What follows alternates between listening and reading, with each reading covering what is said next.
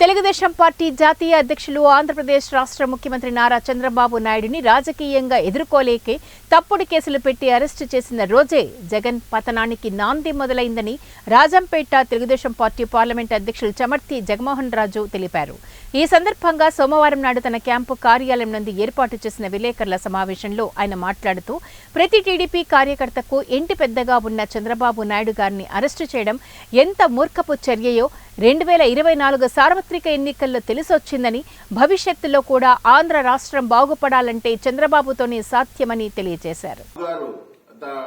సంక్షోభంలో కూడా అవకాశాలను వెతుక్కుంటూ ఎంతో స్ఫూర్తిగా నిలిచి తెలుగుదేశం పార్టీని అంతా కూడా నడిపించడం, తర్వాత ప్రజలందరూ కూడా ఆ పరిస్థితులన్నీ అర్థం చేసుకుని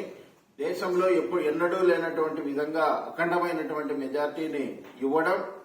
తద్వారా ఇప్పుడు అధికారంలోకి వచ్చినటువంటి కూటమి ప్రభుత్వం ఒక ప్రజా ప్రభుత్వాన్ని ఏర్పాటు చేసింది. ప్రజల సంక్షేమం కోసమే పాటుపడుతూ ఉంది. గత రోజులుగా గనక మనం గమనిస్తే కూటమి ప్రభుత్వం అధికారంలోకి వచ్చిన తర్వాత పేద ప్రజలకి పెన్షన్ 4,000 చేయడం, మెగా డిఎస్సీని ప్రకటించడం, ల్యాండ్ టైటిలింగ్ యాక్ట్ ని రద్దు చేయడం, తర్వాత పేదలకు ఉచిత ఇళ్లు కట్టించే విధంగా మార్గదర్శకాలు ఇవ్వడం, అంటే కనుక 4 లక్షల రూపాయలు ప్రతి పేద కుటుంబానికి ఇచ్చి ఇంటికల నెరవేర్చాలనుకునే ప్రయత్నం చేయడం, ఒక పక్క అమరావతికి సంబంధించిన నిధుల వరద పారించుకుని కేంద్ర